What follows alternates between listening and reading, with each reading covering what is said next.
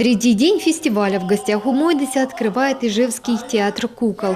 Истории про простого и неунывающего солдата Мартынка, который искал свое счастье. Спектакль музыкальный, с элементами танцев и трюков, наполненный юмором, необычным говором и глубокой философией. В роли главных героев непростые куклы, марионетки. Управлять ими не так уж легко. Чем больше расстояние между кукловодами-героями, тем труднее вести их по сцене. Но маленькие зрители эти сложности не замечают.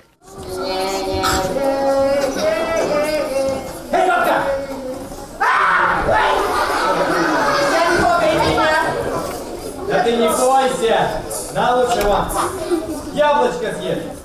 Детский смех в зале – счастье для артиста театра кукол. Ведь главное для него – подарить ребенку чувство волшебства, а взрослого – вернуть детство. В каждом из нас живет маленький принц, напомнили слова Сент-Экзюпери организаторы. Когда в 2011 году родилась идея создания кукольного фестиваля, именно эта мысль лежала в ее основе.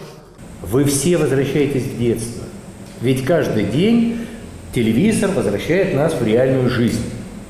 Но нам так хочется сказки. Но кто это может сделать и представить так, чтобы мы из этой сказки не убежали? Только театр кукол. Это лишь третий фестиваль, но он уже заметно подрос и по количеству участников, и по географии, и по статусу, отметили организаторы. На этот раз к российским кукольникам присоединились коллеги из Беларуси и Армении. Коллективы привезли спектакли с самыми различными театральными формами – марионетки, теневой театр, тростевые и планшетные куклы, гапит и перчатка. Через каждые 2 дня члены жюри вместе с артистами садятся за общий стол и обсуждают плюсы и минусы постановок. Для Анны Некрыловой, преподавателя Санкт-Петербургской академии театрального искусства, это еще и повод оценить достижения своих бывших студентов. Для меня всегда фестиваль – это и праздник, и работа. Причем для всех. И для тех, кто играет, и для тех, кто ставил, и для тех, кто выступает в роли критика, да, собственно говоря, и для тех, кто зритель, если правильно к этому отнестись. Да? Знаете, очень большое удовлетворение, радость от того, что вот я, скажем, сюда попала, да, и огромное количество бывших своих студентов из разных городов. Это начинается обним, да, какие-то переговоры, вот кто что, где ты оказался, какие успехи и прочее.